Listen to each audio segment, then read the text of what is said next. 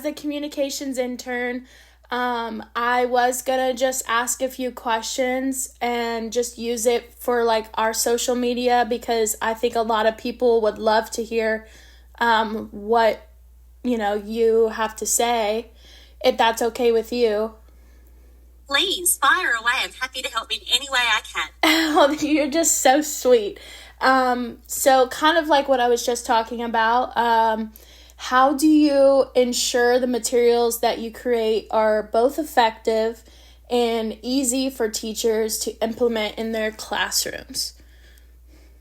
Well, I guess we try and make sure that we cover a range of things when we're creating resources. We want them to be engaging for kids, so they have to have like an element of fun. Mm-hmm. And then we want them to be easy and versatile for the teacher and to be able to cater for a range of kids in the classroom. Both of us have been teachers for many, many years, and that's something that we always wanted in our classroom, something that you could use that wasn't going to take you all weekend to prep, but also something that the kids are actively learning and having fun. So there's like a really fine line there, and that's something that we always make sure we try and do with all of our resources whenever we're creating them. So it's all about looking at the different standards and the outcomes and then thinking about how we can put a bit of a creative spin on that to make it something that the kids will enjoy and be engaged in. And I think anytime that you're working with kids, if it's got an element of play, an element of competition, an element of hands-on, so they're actually doing something, it's always a winner. Yeah, I like that. I know for me as a tutor, I have some homeschoolers, I have some who are in the grade system, so I'm following their curriculum and then also kind of creating my own curriculum. So it's a little difficult, especially for someone who doesn't know that much about the teaching world. Yeah. And so I think it's amazing that you kind of just laid it all out that is not necessarily based in your area. You've kind of made it accessible for everybody.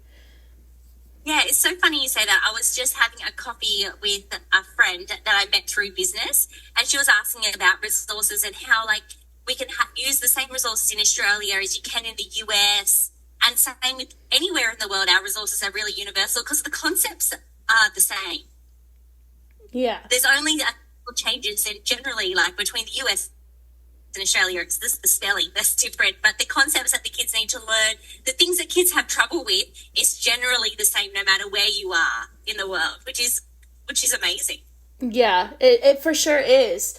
And so, like, whenever you're creating these resources for your followers of, I assume Teachers Pay Teachers is where you primarily get most of your sources from, or not sources from, yes. But that's where we pop them. Yeah, we sell them there, and then obviously on our own website as well. Yes. Yeah. That's actually where I discovered your account. I was going through specific topics, and I put best rated, and I was just going through, and I just saw the layout, and it looked very like it was high quality, which can be a challenge, I think, for people who don't really know what they're doing. I don't want to say they don't know what they're doing, but startup teachers kind of are still figuring it out. So my next question would be, what do you believe is the biggest challenge teachers face when it comes to finding affordable and high-quality teaching resources? I think that the pure volume of resources out there is probably the biggest challenge, and we really have to use that critical thinking part of our brain to work out what we feel is good quality and what may not be as good a quality. And I think when we're looking for high quality resources, as teachers, we need to make sure that we differentiate in our classroom. We need to make sure that different children's needs are being met.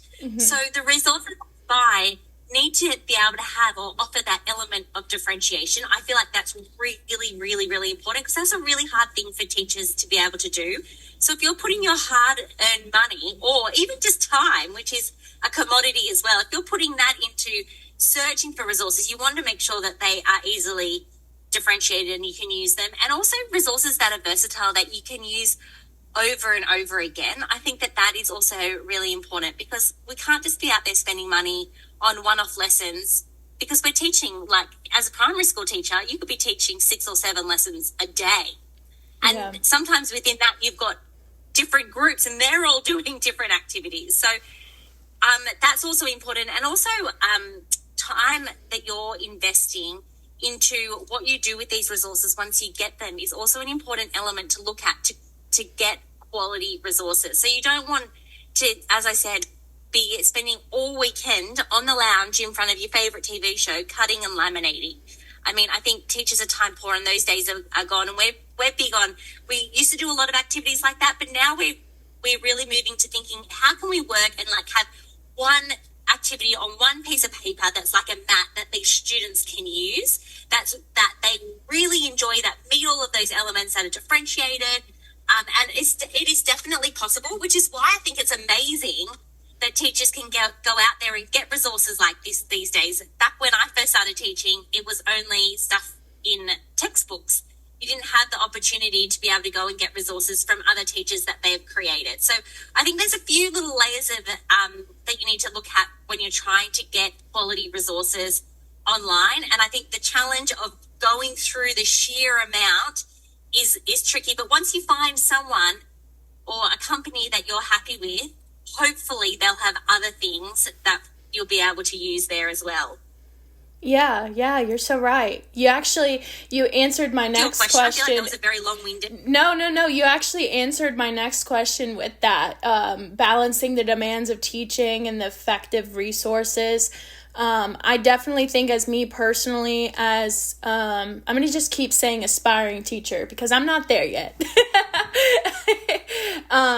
But something that I think I take in is I like to apply a real world approach, and that's why I kind of love my tutoring position, is that I'm one-on-one with them, and not every student is the same. So they're going to require that extra step. And I think it's amazing that most of your lessons have been broken down to incorporate all different kinds of learning styles. I have a few kids who only learn hands-on. I have a few kids who are visual learners. One kid has to draw the clock every time she's solving elapsed time problems. It's like that, but I think it's amazing what you're doing overall. But I do want to talk about your podcast. Yes, I love your podcast. I personally love podcasts. Something to listen to while I'm driving. I just like how real you are on your podcast and how you just give sources to teachers to just listen to on their drive to work even. And I think that's a great thing. But it's also, so are you an educator right now, or are you just focusing more on the brand, like Rainbowskycreations? Like, is that your sole thing? Are you also in the classroom? Oh, I'm not in the classroom. Both Alicia and I, neither of us are in the classroom at the moment. So when we first started Sky, Alicia, we met teaching overseas in Dubai. Oh. And then Australia. I came back to Australia. She ended up coming back to Australia in Sydney, where I live. And we started the brand as kind of a bit of a hobby. And then she moved back to Perth, which is her hometown. That's the other side of Australia. And I stayed here in Sydney, and we just continued it as a hobby. And she was working full time, and I was starting my family. So I just had my first baby when we started it, and then I went back to school a couple of days a week, and then I had a second, and then I went back, and then I had a third. And by the time I had my third, she was pregnant with her first. So we're really stay-at-home mums now. My kids have just all three of them have just started school, and she has got 2 at home. So we are part-time in Rainbow Sky, and the rest of the time mothers. I love that.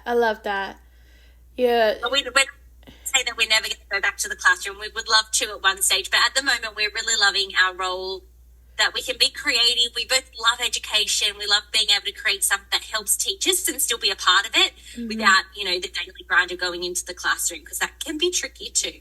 Yeah, I definitely take a second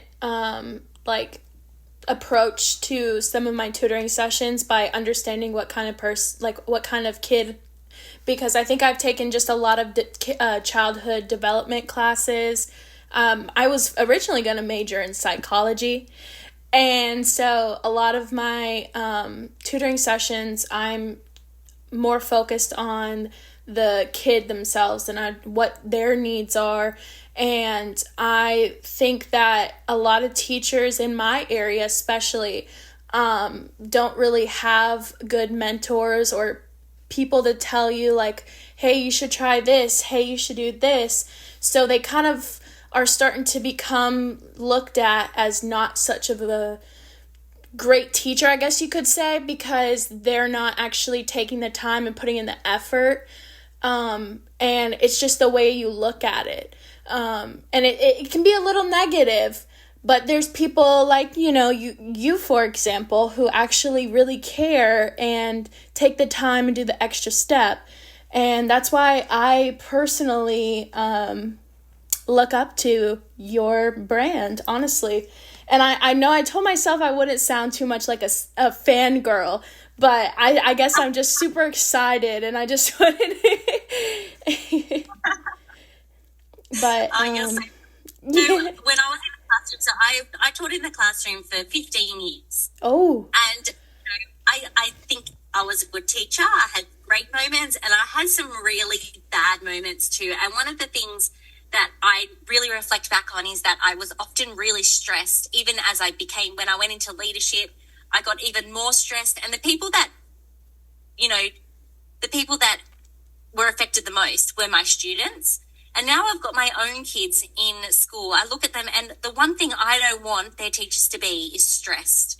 I want their teachers to go in and just enjoy the great part of teaching, which is connecting with the kids, watching them learn, having a bit of fun with them. So that's kind of the angle that we come at too, is that if we can help teachers with resources that are rigorous and aligned to the curriculum, but also fun and engaging, then we're helping relieve that bit of stress because they're not having to go and create that themselves. Or some teachers are just like, I'm a great teacher, but I'm not very creative. I don't have good ideas. Or some teachers are like, I just don't have the time to do that. I've got my own family. So that's kind of the perspective of where we come in with our things. Yeah, which you do such a great job at in your podcast. It's like very relatable. And I think that's a lot of things that teachers need to hear sometimes, like, hey, it's not just you, because sometimes it can become very isolating. Like it's just you in this classroom. And I only know that from just I'm also done substitute teaching, and it was very stressful because I felt like I was alone. And that's actually where I discovered teachers pay teachers. And it was like a big weight off my chest. Because I was using a lot of ChatGPT to help me just come up with just like mini lesson plans for the day when I was substitute teaching. And I still use it for my tutoring sessions. And I don't know if it was a podcast or a video I saw on your Instagram, but you were mentioning something about the use of AI for teachers. And I think it's just totally opened up a whole new world for teachers to be more creative, because you're not spending all that time working on a lesson where you can actually spend more time talking to the kids, making sure they're understanding, rather than trying to create something that's in your brain. You just type it in and it works. It was a video where you were making a presentation, and I thought that was amazing. I had no idea about it. AI is incredible. Like it has changed the game in our business as well. Like we love using ChatGPT and different AI tools, and it's just something that it can help you, but also helps you learn as well. Like you're saying, if you're getting lessons to help you with your days in the classroom, you're learning along the way because you're reading those lessons. You think, oh, I'll keep that, I'll get rid of that. And then you think, I'll redo that next time. So I think that AI is an amazing tool. Yeah. And so the next question I had was regarding the stress that, teachers do have. Like they do have these resources, but stress is inevitable. So sometimes teachers will feel like they have no impact or value, or, they feel like what they're doing, like I have a lot of unsuccessful stories, like where I have been helping this kid, tutoring him in US history, and he has a really hard time with reading, but his teacher makes them read each chapter and then takes a test on it the next day, and it's like he's not picking up what the text is saying, but also his teacher is just giving him an entire, I think it's like 30 pages to read, and then just takes the text and puts it in ChatGPT and formulates a test that way. So, I mean, it can work, but as a tutor, I'm trying to help him, and I have no idea what I'm doing. So what would your advice be for someone who's trying to help but keeps hitting walls, I guess you could say, with their lessons or teaching? I'm going to try and put this diplomatically. But in that example, it sounds like that child is not really being catered for. And I think that is one of the most important things as a teacher, is to make sure that children feel safe and secure, but they also have the ability to do the tasks that we're asking them to do. And as a tutor or as a parent, sometimes it's really hard when you're in a situation like this one that you've explained, and you're thinking, I don't know how we're going to find like a happy medium here, common ground with this teacher that's giving these particular tasks. I think in that particular case, as a tutor or as a parent, and maybe you talk to the parent and they go in, but their job is to advocate for their child and to say that they're not really feeling a lot of success because of the huge amount of workload, and maybe it would be better if they got to read 2 or 3 pages and really understand it and work at their pace.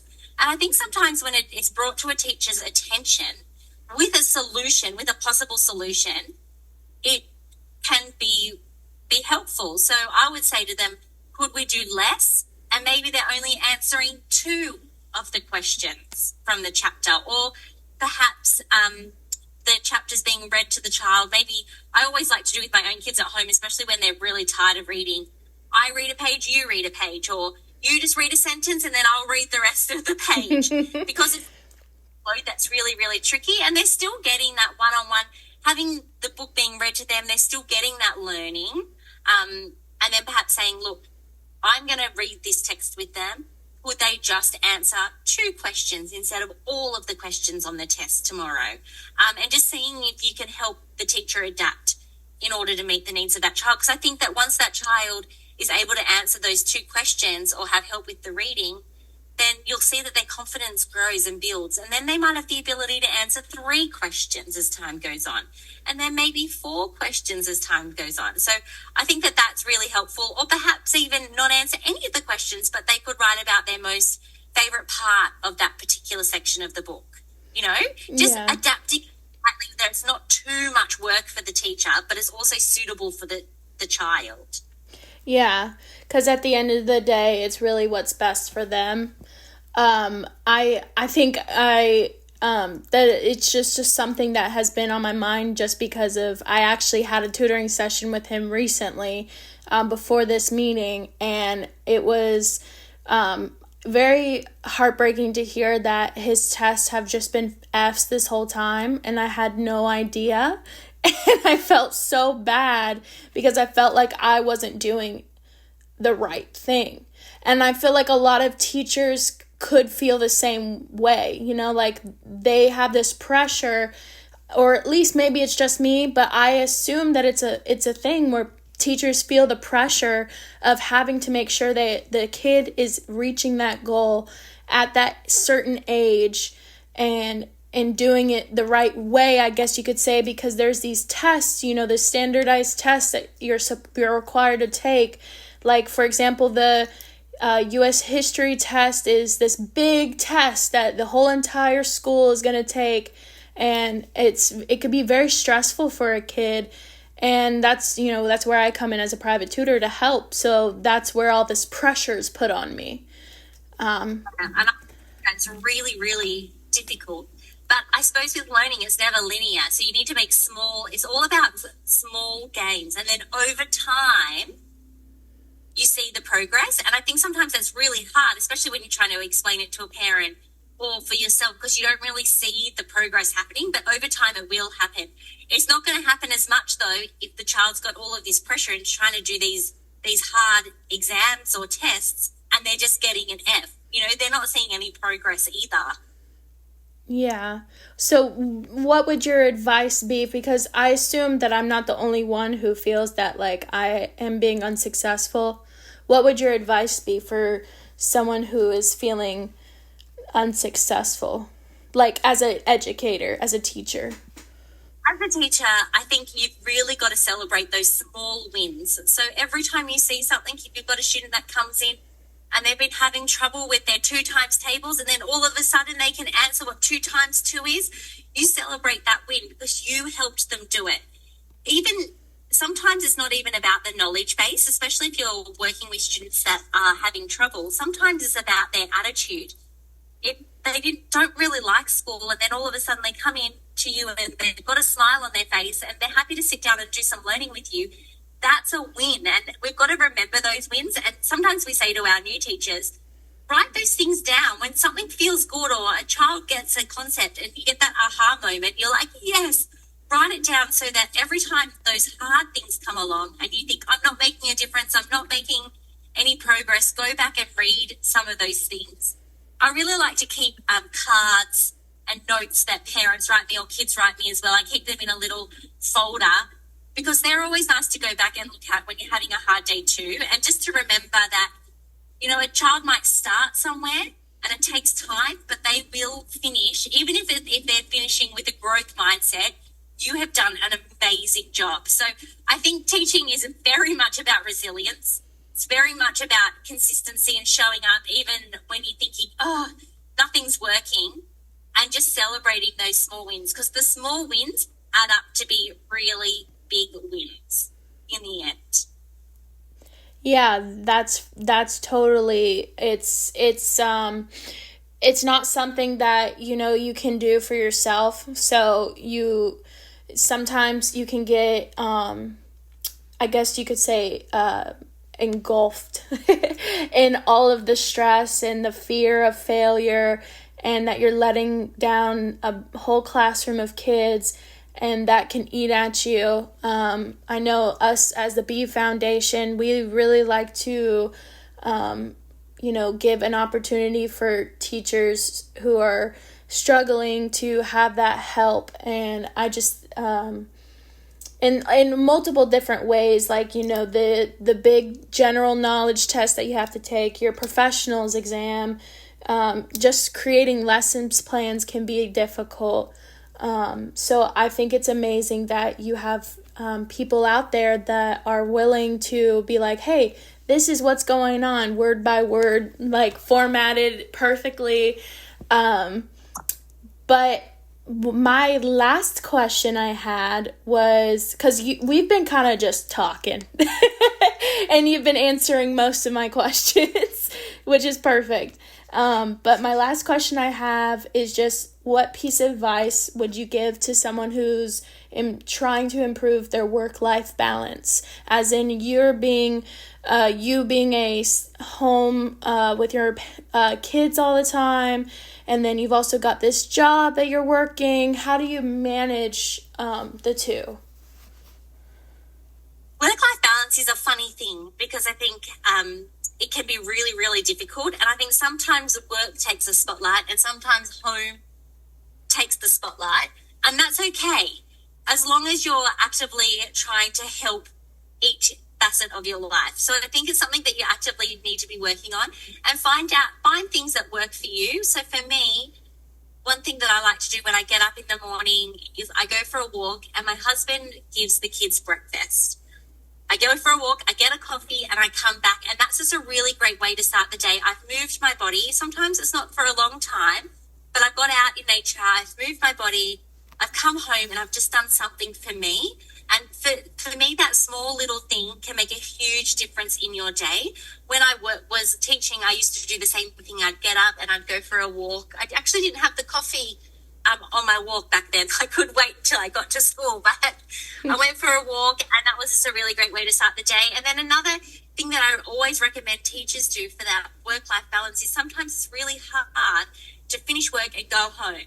So choose an afternoon in the week. That's your early afternoon. That's an afternoon that you don't do any work. It might be a Thursday. Don't make it a Friday, because I think a Friday everyone should be going home early. Make it a day during the week that you're like, okay, it's not something I'm not going to stay at school today. I'm going to make a date with myself. You might want to go and get your nails done, or maybe you're just going home just to, watch a bit of TV or go for a walk, do some exercise, meet a friend for a coffee.